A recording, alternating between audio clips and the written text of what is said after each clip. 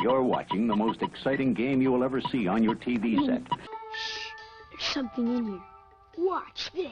A spring, a marvelous thing. Everyone knows it's Slinky. The 1970s heralded the turn of the tide from the release of the first arcade games, Pong and Space Invaders, to the launching of the classic entertainment channels of the decade, such as HBO and PBS. Here are some forgotten details that made the 1970s unique. But before we begin, hit that subscribe button. Let's get into it. Playing arcade games in physical arcades was a significant part of youth culture in the 70s. Arcades were a social hub for children and teenagers and brought out competitiveness in them. Some of the best players had their names and scores stored on the arcade's top player records, and other kids would try hard to beat that record. So it's needless to say, if your record was the highest on the board, you were looked at like a rock star. Some of the most iconic games of the 70s were Space Invaders and Asteroids, which often saw lines of children waiting patiently for their turn with a coin in hand. Arcades operated on a token economy, so kids could pile up the tokens and quarters, waiting for a special trip to splurge on the machines. Players on a budget would pick specific games to try their luck in breaking the record, and of course this meant that the queue got longer and the kids got more riled up. Today, many children have their PC games, Xbox, and PlayStation at home, and arcades are no longer the popular social gathering they once were. Kids prefer to compete with their peers online in real time than to step foot outside doors, and the arcade remains a fond memory of the past. Listen to this, John. According to this book, Madrid is 24 miles in diameter. There was a time when Saturday morning cartoons were the highlight of the week for many children. Kids would jump out of bed early, eager to catch their favorite animated shows, and this ritual made Saturday morning special, with a lineup of cartoons that aired exclusively on that day. It was a chance for kids to unwind and enjoy a few hours of fun programming before the day began. Today, the way that children watch cartoons is transformed. Streaming services allow access to a vast library of shows at any time, eliminating the need to wait for Saturday. This convenience has changed viewing habits, making entertainment more accessible, but also removing the unique anticipation of Saturday morning cartoons. The shift from scheduled broadcast to on-demand streaming highlights how technology has reshaped our media consumption, offering instant access and flexibility while altering traditional viewing experiences. Of Kellogg's Corn Flakes, you get one of these free 3D baseball cards. Baseball cards. It was a staple for sports fans in the 1970s. Collecting cards from companies like Topps meant having a piece of baseball history in your hands. Each card featured a player's photo, stats, and sometimes even a fun fact or two. Fans of all ages eagerly awaited and collected these trading cards, hoping to complete their sets or find their favorite players. Opening a new pack of cards was always a thrill, with the possibility of discovering a rare and valuable card. And the smell of a stick of gum that was included in each and every pack was a nostalgic memory for many. Preserving these cards became an important task for collectors. They used plastic sleeves and special albums to keep their cards in mint condition, knowing that a well-preserved card could be worth a lot in the future. Baseball cards help fans to feel connected to the game and their favorite athletes, creating a sense of closeness to the sport that they loved. The excitement of collecting and trading baseball cards brought people together, fostering friendships and rivalries alike. Whether kept in shoeboxes or carefully displayed, these cards remain cherished collectibles, reminding us all of the joy of America's favorite pastime. Up next, we look at a collection that captured the spirit of America's uniqueness. And it's a Swanson fried chicken dinner. That's some value. Swanson can change your ideas about today's high food prices. TV dinners. With a dimly lit room, it was the perfect atmosphere for the best dining experience, and what better way to fill that craving than with a TV dinner? A set of pre-packaged frozen meals stored in partitioned aluminum trays. These delicious delights were wrapped for effective storage and warming convenience. They began with the Swanson brand in the 1950s and slowly transformed the dinner experience of millions. The menu consisted of a broad spectrum of tastes to accommodate the ever-changing American dietary diversity. As the years would go on, So did innovations of microwavable dinners to meet the needs of evolving palates, bigger appetites, and health enthusiasts alike. Whether it was the extra-large chicken dinners for the obsessive eater or vegan meals for the calorie counter, these hearty meals tackled the most important issue of the busy lives of people, which was having delicious meals to eat daily while spending less time slaving over a stove. Good times and Mountain Dew, they go together. We kick it off with Mountain Dew Sport. Mountain Dew Sport launched between the late 70s and early 80s, even though the original formula had actually been invented as far back as the 1940s. The 70s, however, was a time when energy drinks were a major trend and people needed that extra push to get through the day. The Dew Sport was Mountain Dew's first energy drink alternative. It came with a colorful and captivating label and was specifically citrus flavored. The carbonated drink brought positive reactions, and what really set the pace was the drink's association with sports and athletics. Everyone wanted to get sporty with a Mountain Dew Sport, and PepsiCo decided to halt production on Mountain Dew Sport completely. It was probably due to the tilt in branding and exploration of other flavors. With only a few cents, you could purchase this refreshing citrus energy drink. Pie's quiet right now. But wait till the brothers see this month's Playboy. Playboy magazines. This was a hot commodity in the 1970s. These magazines were known for their provocative covers and famous centerfolds that captivated many collectors. But collecting Playboy wasn't just about content. The magazine had a significant cultural impact, featuring groundbreaking interviews with some of the most influential figures of the time, from celebrities to political leaders and more. People eagerly awaited each new issue, not only for the photos, but for the engaging articles and interviews. The magazine's blend of lifestyle, fashion, and culture made it a must-have for many. Collecting these magazines became a trend, and many kept them as valuable pieces of pop culture history. The iconic Playboy bunny logo became a symbol recognized worldwide, further cementing the magazine's place in 1970s culture. Collectors often sought out the most notable issues, featuring celebrities or special editions, and the pristine condition of a magazine could significantly increase its value, turning casual collectors into careful archivists. Whether stored in basements or displayed proudly on bookshelves, Playboy magazines were a significant part of 1970s collectibles. Ready to shift gears from the pages of magazines to the tracks of tiny railroads? Many toys from the 70s era were either made of or painted with some form of lead. Therefore, playing with toys made of lead was quite common. These toys came in the form of figurines, action figures, cars and trains, dollhouses, and any other accessories. And the lack of awareness about the dangers of using metals placed the general public at risk, especially children who were exposed to the toys on a daily basis. There were numerous cases of heavy metal poisoning, which led to the discovery of toxic metals in children's toys. With growing awareness in the late 70s about health issues that could be caused by lead exposure, more strict regulations were enforced for products that were designed for children.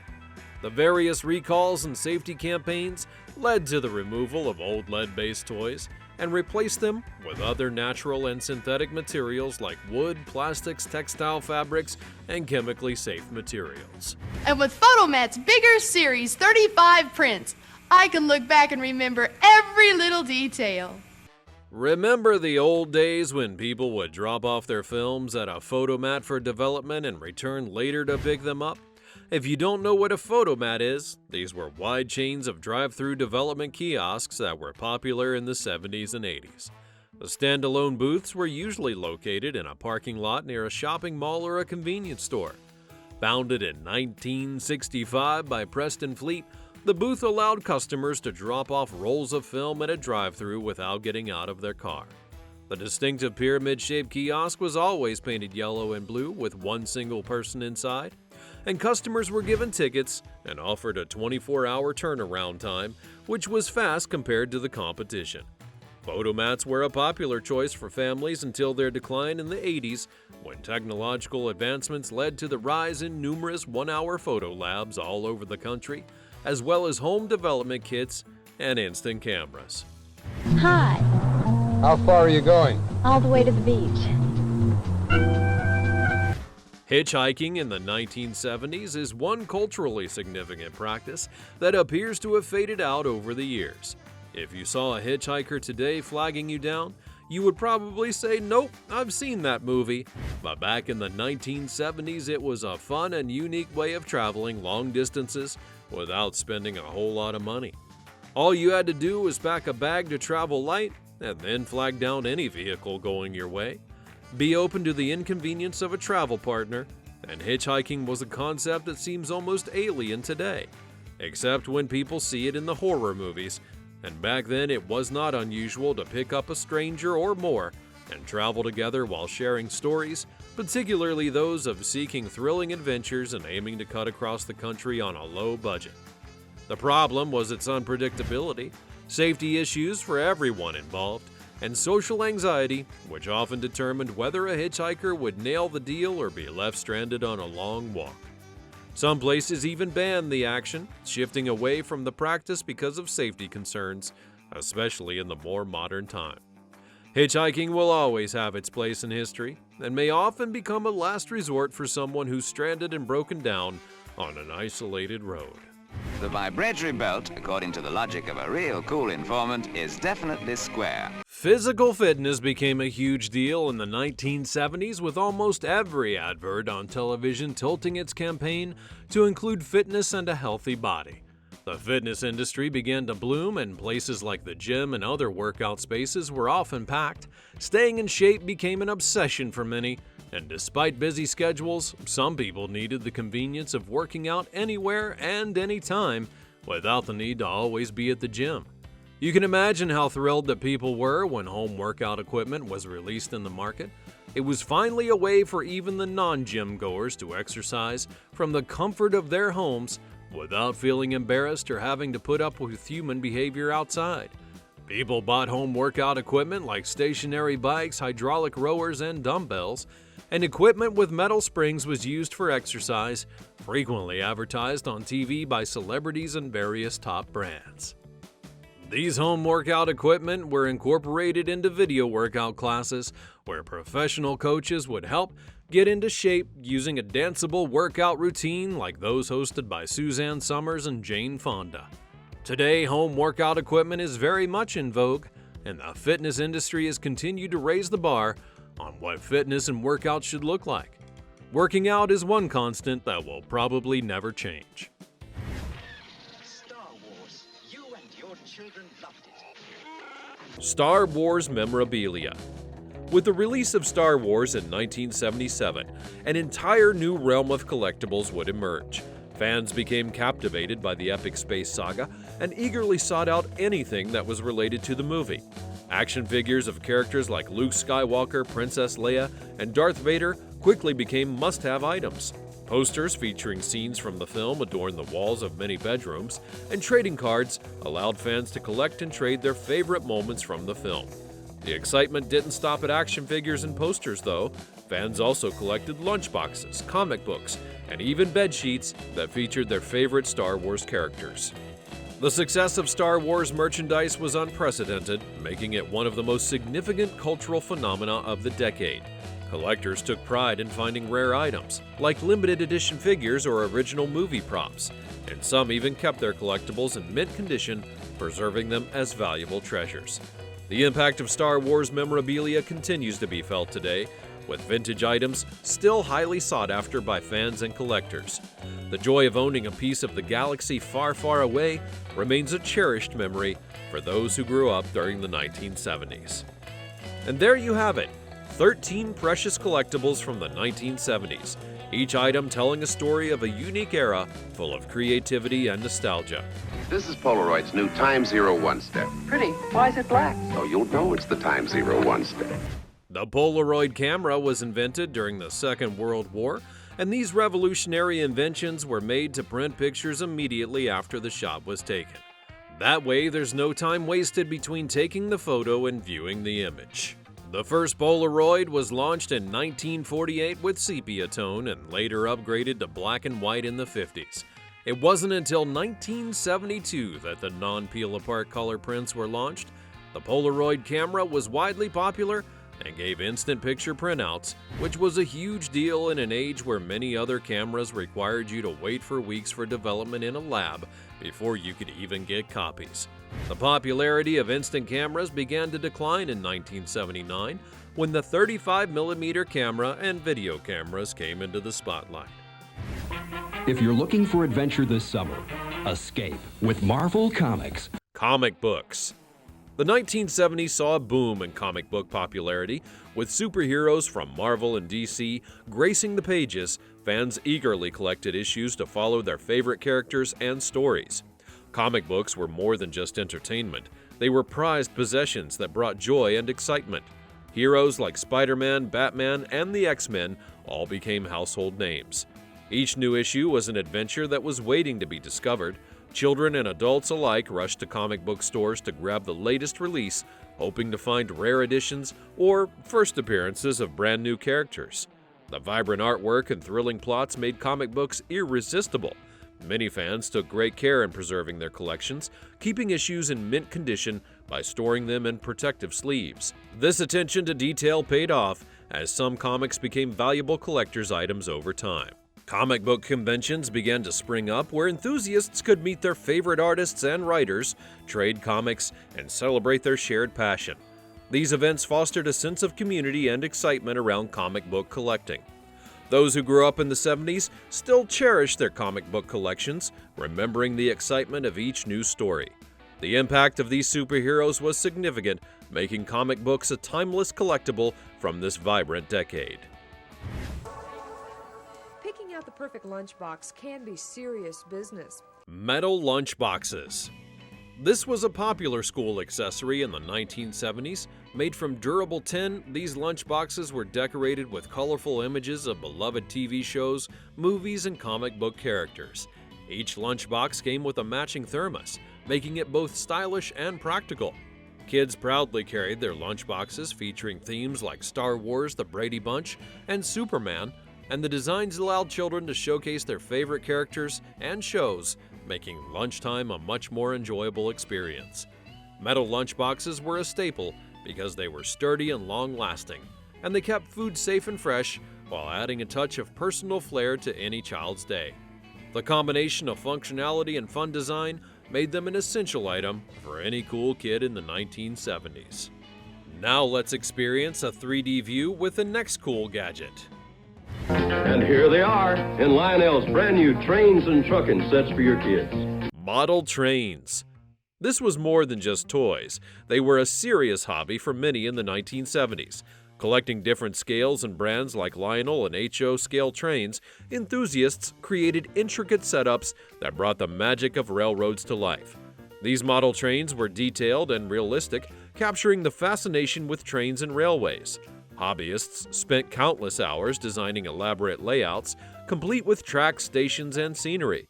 And some created miniature towns and landscapes, making their model train sets look like tiny and bustling worlds.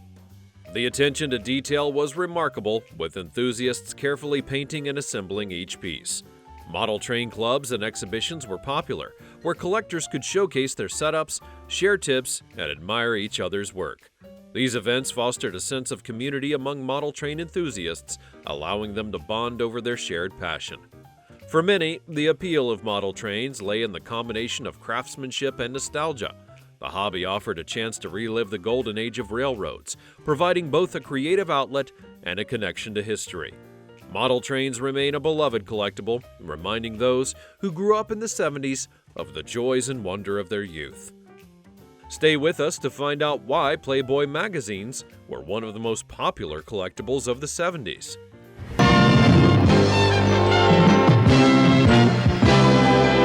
You've probably heard of the subscription-based channel called Home Box Office, popularly known as HBO. The channel launched November the 8th of 1972 and kicked off with the airing of uncut movies without commercials. The first broadcast was not a movie, though. The first 365 subscribers to the channel bore witness to a hockey match between the Vancouver Canucks and the New York Rangers, and right after the game, it aired its very first movie, Sometimes a Great Notion. HBO subscriptions in the 1970s were placed at $6 per month. and not a steep price to pay for all-around family entertainment, considering the circumstance. At this time, there was very little competition, and it was a great season for movie lovers as they certainly got their money's worth, getting some of the latest blockbuster movies on the channel. Today, it's difficult to even decide what channel to stick to, as there are way too many of them with the latest and best shows, ranging from classics to reality TV. HBO may be boxed out of the office, but it remains a home to kids in the 70s. Slinky toys are fun toys. What walks downstairs alone or in pairs and makes a slinkity sound. The Slinky toy was incredibly popular in the 1970s, though its origin dates way back. It's impressive how such a simple toy could make such an impact in one era. The Slinky was a spring-like toy invented as far back as 1943 by Richard James, a naval engineer. You could say that the Slinky was an accidental invention which simply went flying off the shelves. It all begins when a tension spring fell off a shelf and continued to walk across the room using the forces of physics, and voila, the Slinky would be born. The toy made it across all parts of America and even got its TV adverts and was on billboards everywhere. Children loved the colorful plastic Slinky and its wide dangling movement, which seemed to go on forever. Of course, kids today would not understand the appeal of the dangling toy because of the shift in digital entertainment and play patterns. However, the Slinky was a symbol of simplicity, evoking nostalgic memories of the carefree days when fun and creativity were as simple as bouncing a spring. The new IBM electronic typewriter, so automatic that while you fold the letter. In the old days, kids in school were asked to do their assignments with a typewriter before turning them in. Using typewriters for school projects was the peak of academic challenge, and parents or older siblings would come together to help the younger ones accomplish the task. Computers didn't exist in the early 70s and only came in much later in the 70s and 80s. Before then, everyone had to learn to use the typewriter. The task was even more tough if a manual typewriter was being used because it required significant finger strength. While typing classes were formally taught to high school children, the younger ones usually picked up the skill by watching older siblings or parents. The typing process for kids was a meticulous one, as there were no backspaces on typewriters, and any single mistake meant a fresh blank sheet. It became a tasking process, but also quite rewarding as kids took pride in their error-free assignments.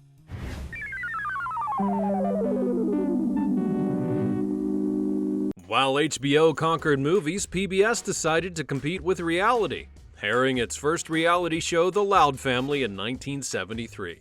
The show featured a dysfunctional American family whose lives were full of twists, turns, and erratic moments that stirred up emotions in their audience. The movie provided a figurative look at a typical troubled family of parents that had 5 children ranging in age from 14 to 20. Their lifestyle and kinks appealed to a wide audience, as their life challenges ranged from parents getting a divorce to unexpected reveals of their oldest son admitting to being homosexual. It was different from anything that viewers had ever seen and opened doors for a lot of other reality shows that came after. Today, we have an endless variety of reality, from families to dating shows, being aired on many channels, which is all fun, but we have to take a moment to appreciate the channel that began it all. I want the biggest steak you got and a bottle of Lowenbrau. Steak and Lowenbrau. Dolan, you're a genius. Lowenbrau. Although it wasn't produced in America, it was still one of the most popular beers from Munich, Germany. Lowenbrau translates to Lion Brewery, which is represented in its logo. Among various beers, they produced Lowenbrau Original Hells, which was the best-selling product because it had a hint of sweetness and was perfectly balanced with bitterness. Another beer called Lowenbrau Dark was renowned for its unique blending and color, and beers are usually light and amber, but Lowenbrau Dark, as its name would suggest, was quite darker than others with notes of caramel and roasted malt. As interesting as it sounds, the sales never matched the Lowenbrau Original, and if you're craving one now, well, Lowenbrau Munich is the place for you. The production is still on, and they serve them at every Oktoberfest since 1810.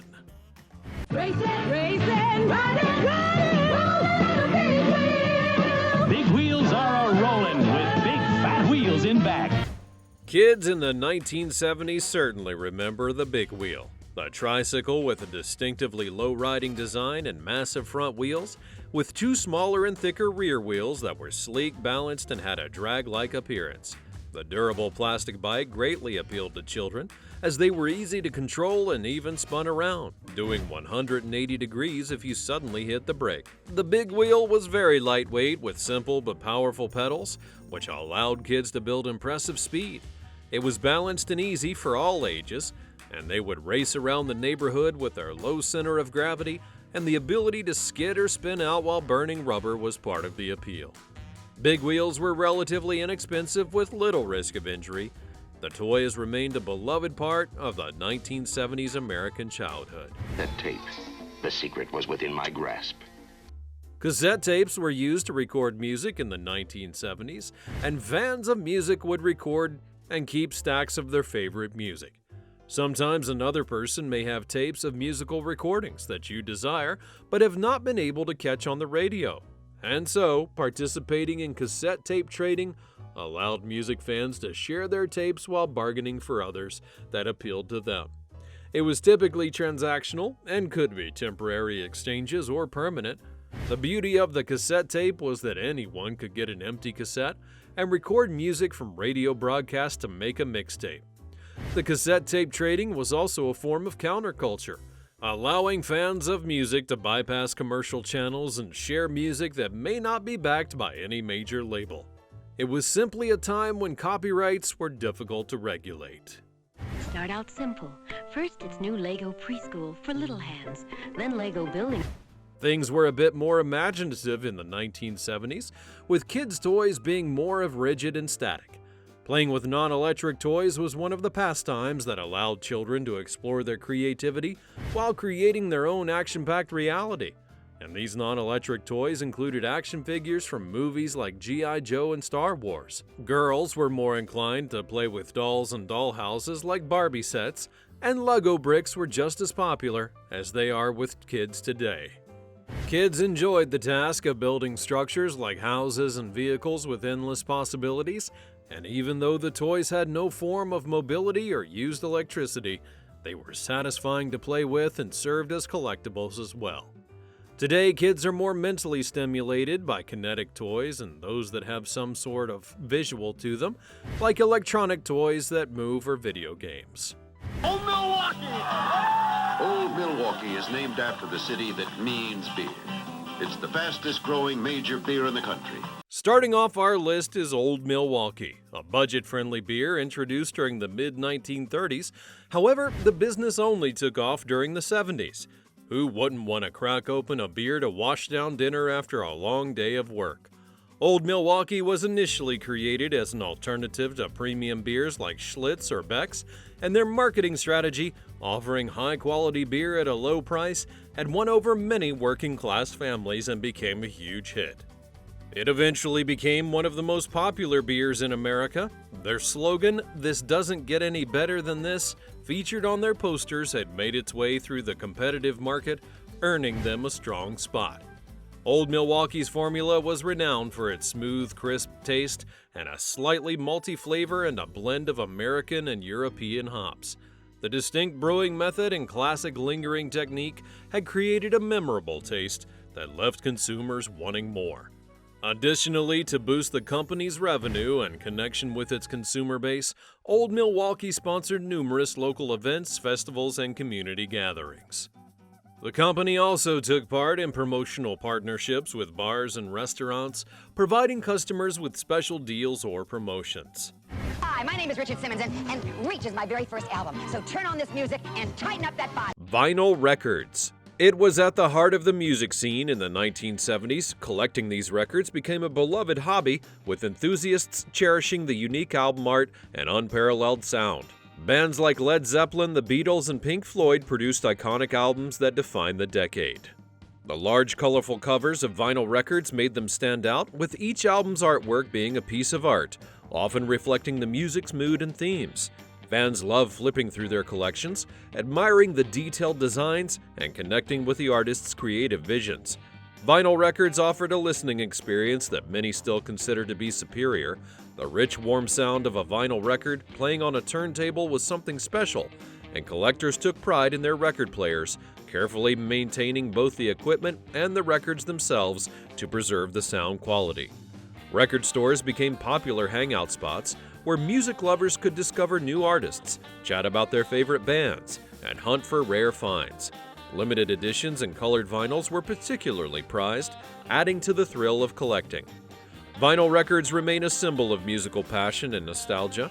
Those who grew up in the 70s often still have their collections, reminding them of a time when music was an immersive and tangible experience. From the world of music to the art of postage, we discover the next fascinating collectible from the 1970s.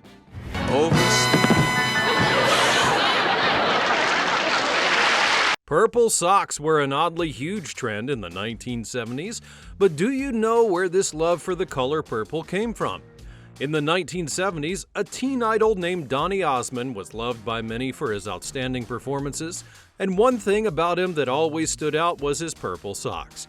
People often wondered what the story was behind these lucky purple socks, and everyone wanted to know why they were so special that he wore them at every performance.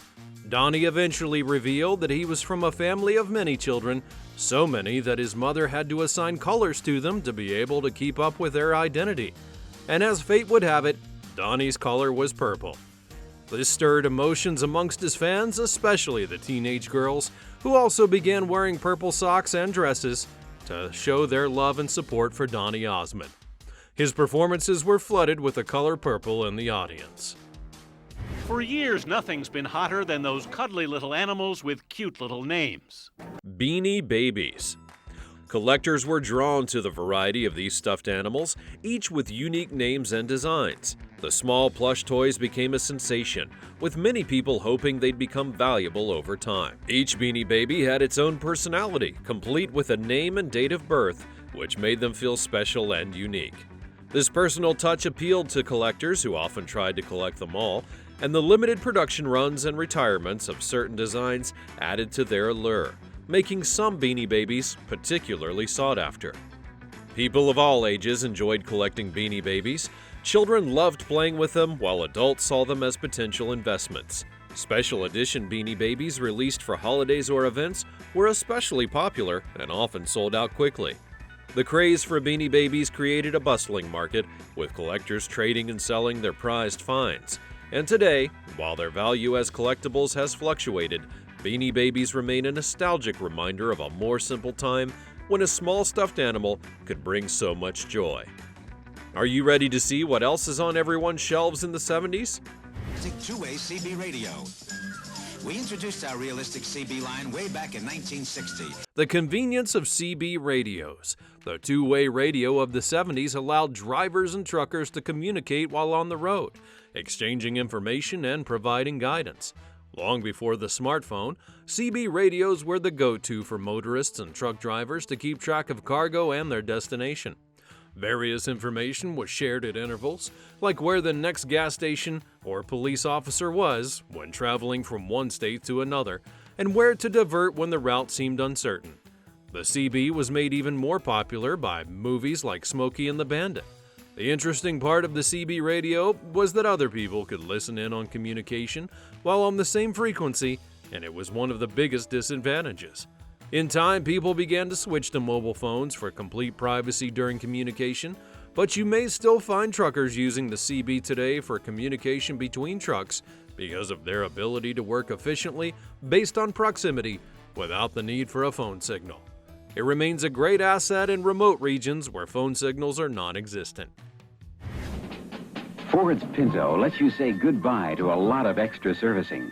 The 70s were a highly competitive era for automobile companies, and the Ford company needed a design that would compete with certain vehicles from rival companies. Ford came up with the compact Ford Pinto, a small vehicle that had its engine planted behind the rear axle. While the design was simple and the car was affordable, leading to massive sales, there was just one problem. The rear fuel tank was a safety hazard because it wasn't protected from bursts in case of a rear-end collision. There were even complaints of fuel tank leakage, which led to new fatal accidents. The car was reported to catch fire with very minimal collisions, and more than 20 lives were lost in the incidents. At first, the brand focused on settling court cases and damages rather than stopping the sales, but as the cases increased, the brand was then forced to halt production and sale, and the Pinto was recalled in the year 1978. When the reputation became critically debated, Ford had to discontinue production in 1980, and it's needless to say, the Pinto marked a dark time in history for the Ford brand. And today, we're looking at Tippet. Tippet, the wackiest balancing game ever. Remember the Tippet game that kids played in the 70s? It was a game of balance and dexterity designed by Marvin Glass and Associates. The setup is as engaging and fun as playing the game itself, consisting of interconnected poles sitting on a tripod and attached to a base. The colorful discs distributed among the 3 poles attached to the tripod. An element called the acrobat is precariously balanced on top of the long pole. And after the game's set up, it stands about 2 feet tall, and the objective is to extract as many discs from the pole as possible. Each one is worth a certain number, and to determine which one to extract, the player has to spin a spinner and use the lifting to remove the specific colored disc from any of the 3 pegs. Discs were worth values of 5, 10, and 25 points, and the player that acquires 100 points wins the game. This classic game is the perfect test of balance, wits, and surgical precision, and today there are variations of the original being sold, but with way less popularity than the original. With digital games and other computer-based distractions, kids today would never know the joys of playing Tippet with friends and family. When you wish on a treasure troll. Troll dolls. With their colorful hair and quirky expressions, troll dolls became a sensation amongst children and adults alike in the 1970s. These charming figures, also known as Dam dolls, after their creator Thomas Dam, were often seen as lucky charms. People believed that rubbing their hair would bring good luck. Troll dolls came in various sizes and themes, making them appealing to a wide audience. There were trolls dressed as doctors, firefighters, and even superheroes. Their wide, grinning faces and wild hair made them instantly recognizable and fun to collect. Many children enjoyed trading them with friends, trying to get the most unique or rare ones. The popularity of troll dolls was not only limited to children, though. Adults had also found them endearing and collected them as a hobby. Some even customized their dolls, creating unique outfits and hairstyles. Troll dolls became a part of popular culture, appearing in television shows and advertisements, which only increased their appeal. Collectors prized these dolls for their unique charm and sense of nostalgia they evoked. The joy of finding a new troll doll to add to the collection was a highlight for many. Whether displayed on a shelf or kept in a toy box, troll dolls were a beloved part of the 1970s collectible scene.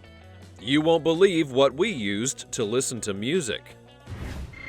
Attention shoppers, the new Atari cartridge game is in. The Atari 2600. The Atari 2600 was a revolutionary home video game console that was launched in the late 1970s. It brought arcade-style gaming into the living room, changing the way that families spent time together. With its simple joystick and iconic game cartridges, the Atari 2600 became an instant hit. Popular games like Space Invaders, Pac-Man, and Pitfall captivated children and adults alike, and these games offered endless hours of entertainment, introducing players to new worlds and challenges. The simplicity and fun of these games made them highly addictive and memorable. The impact of the Atari 2600 on family entertainment was profound, turning video gaming into a mainstream activity while creating shared experiences and friendly competition amongst family members. The console's success paved the way for future advancements in the gaming industry. Don't miss our last entry, it's going to be a big surprise. After many years, the original Sea Monkeys are back. Bring them to life. All you need is water. Add the Sea Monkeys eggs. Sea Monkeys. Besides fashion, another trend that seemed more like magic than a natural occurrence was sea monkeys. These mystical amphibious beings came to life when submerged in water. Children bought them from the store and couldn't wait to get home and begin nurturing their sea monkeys. But how real were the creatures? Did they really exist, or was it some kind of strategy by adults to keep kids grounded with activities? The creatures were on comic books, television, and various platforms, and were called instant pets because the anthropomorphic creatures came to life when placed inside of a plastic tank that came with the package. The reality of where sea monkeys came from is as strange as fiction. The kit came with a small plastic tank and 3 sachets of feed. The instructions were simple: add 12 ounces of water to the tank and then empty the sachets in at specific intervals. In just 24 hours, you would see baby sea monkeys swimming around. This trick captivated the minds of small children around the world for more than half a century, when in reality, the sea monkeys were actually brine shrimp, whose eggs had been well preserved and marketed in a small kit as an instant pet for children. These aquatic crustaceans survived in salty water, which would explain the salt that came with the sachet. They could survive long days on the shelf without water because of a process of cryptobiosis, which allows eggs from the female to survive for quite a long time and still be able to hatch when they find their way into the water. Regardless of the process, the sea monkeys were an absolute spectacle and a great source of entertainment for children. At this level, it's easy to become an expert on shoe styles. Everything was different in the 1970s, and that also included shoes. The Earth shoes were a stylish trend that was widely loved for its down-to-earth color. They were first released on April the 1st of 1970, just 3 weeks after the first celebration of Earth Day. It was no coincidence either that these shoes took on various colors of the Earth's soil, further driving home its symbol. It was invented by a Danish yoga instructor and referred to as negative heel shoes because the heels were significantly lower than the forefoot, allowing the forefoot to go higher on the floor than the heels. It was widely adopted for its uniqueness, and many have spoken about the possible health benefits of these quirky and unconventional designs. It was usually made out of leather, suede, or other natural materials, and today, Earth shoes are still available, not in the same fashion sense as those in the 70s, but they're more stylish, complex, and luxurious. Blatz is still brewed the old world way for the same classic taste that shaped the destiny of Milwaukee. Blatz beer. Blatz beer was created in the prime brewing hub of Milwaukee, Wisconsin. It was initially produced by Valentine Blatz Brewing and later expanded production. Blatz's marketing strategy, along with their quality production, had helped them to secure a strong position and place in consumers' hearts. Perhaps you remember how they consistently emphasized advertising on television, radio, and more. I'm sure the slogan is well remembered by most of us: Blatz beer brewed the American way. Their distribution technique would be exceptional, as they gave equal importance to every type of business. This included hotels, bars, and retail outlets at a very affordable price. Who wouldn't want to sip on a chilled beer after a long day of work, having drained themselves both mentally and physically? Blatz beer didn't limit itself to just one type. They brewed both lagers and dark beers that attracted a wide range of customers. Every company has a dark time, and Blatz beers came by the late 1970s. After the Pabst Brewing Company bought Blatz out, it dealt with a lot of challenges, and Blatz just couldn't compete in the market. It led to the decline of the company, and they decided to cease production forever. Next on the list is RC Cola, which is short for Royal Crown Cola.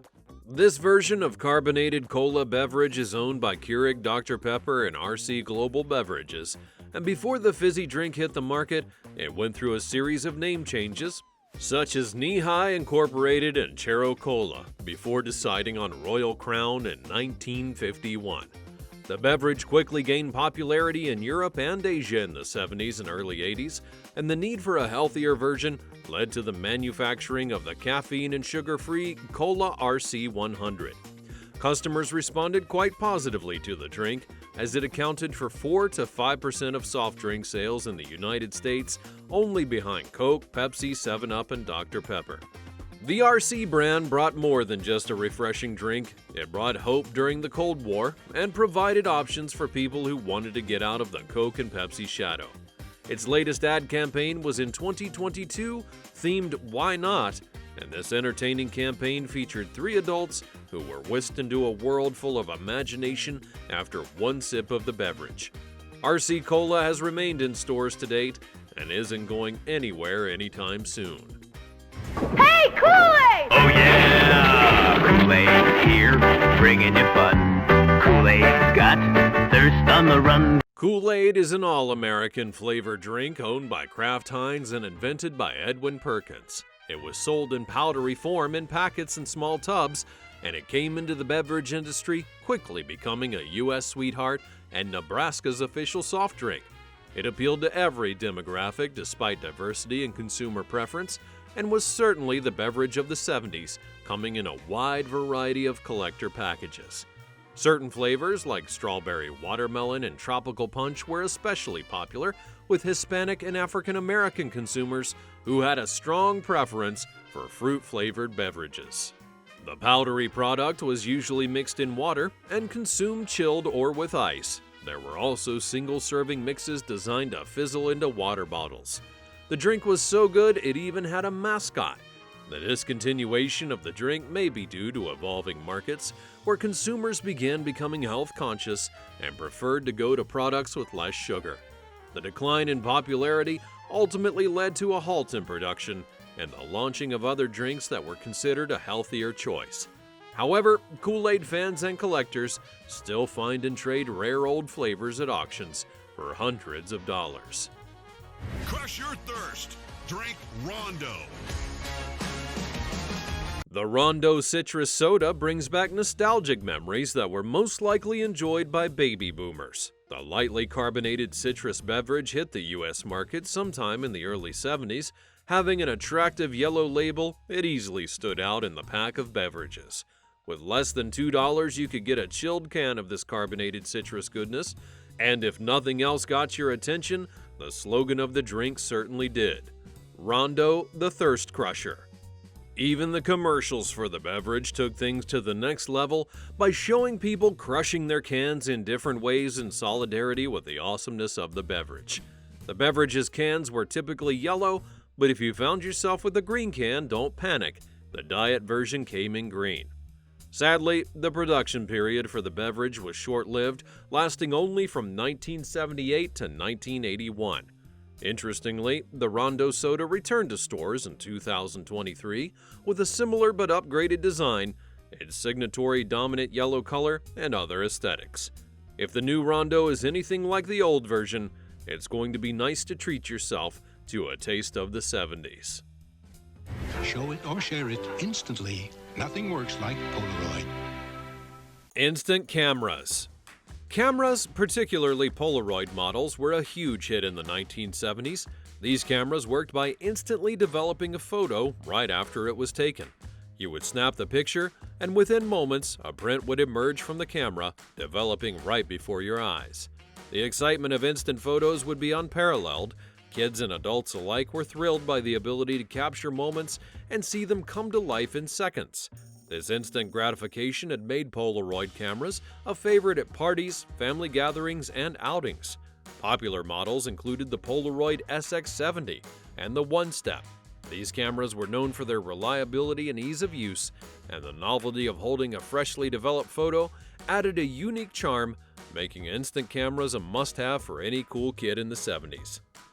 Wait until you see what we've saved for last. It's a toy that stretched the limits. Practical uses of asbestos are very numerous.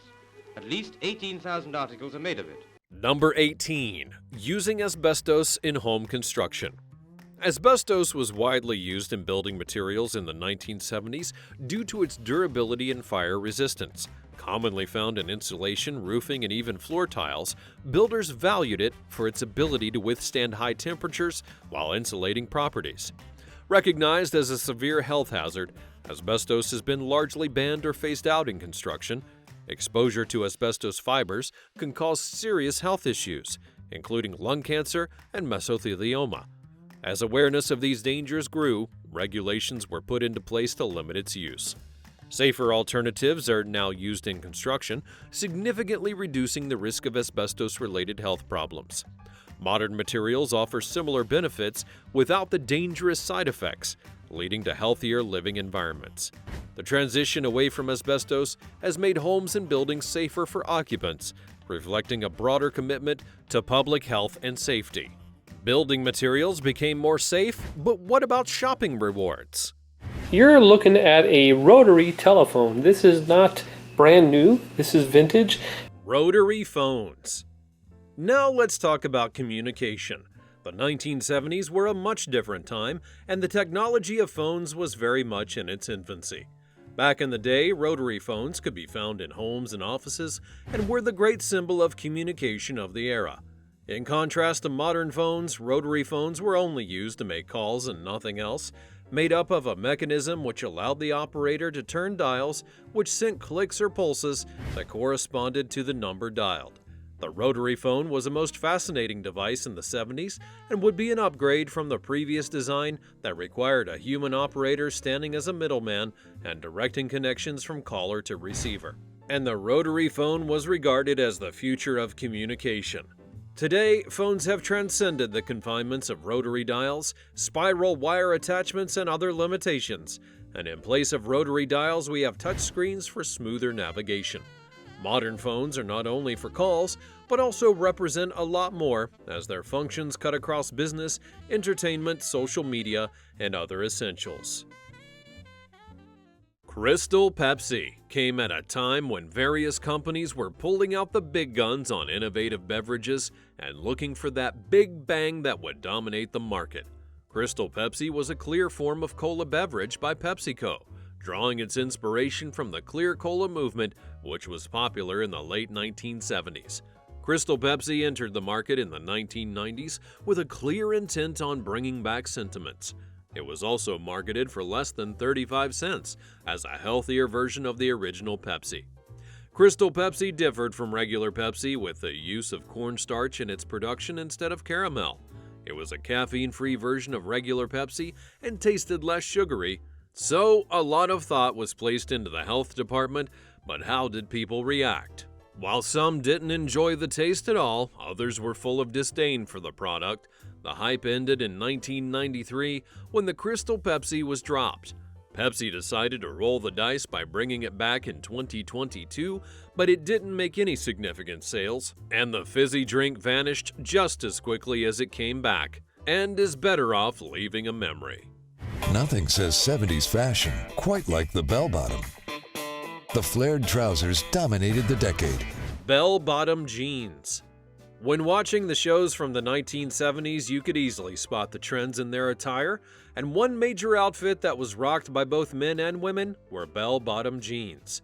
This apparel was quite famously worn in the 60s, however, it returned in the 70s, and they even have a song about it called Bell-Bottom Blues by Derek and the Dominoes. These denim-made jeans were usually bright satin polyester and bright cotton, flared from the knee to the ankle, with the bottom openings as wide as 20 inches. It can be said that the 70s came with stellar fashion trends that had ushered in rock music, and it wasn't only worn by hippies and bohemians. Bell-bottom jeans were a huge fashion trend that were worn across the entire entertainment industry by the likes of David Bowie, Elvis Presley, Johnny Carson, and of course, John Travolta. Parents in the 1970s encouraged their children to develop a love for science by buying them a chemistry set. Using chemistry sets was both educational and fun. The idea of mixing chemicals to create a different color was fascinating, and in some cases, a small explosion or a brief fizzling would leave the kids thrilled and excited. Kids would role-play as scientists using the contents of the set, like beakers, test tubes, and others to set up their laboratory. The chemistry set contained substances that may be considered hazardous by today's standards. These substances include magnesium powder, metals, acidic and basic substances. The reactions were usually simple color changes, making of crystals, fizzing reactions, and foamy homemade volcanoes, demonstrating acid-based reactions. Because of safety considerations, the chemistry sets now require parental supervision and precautions on safe use.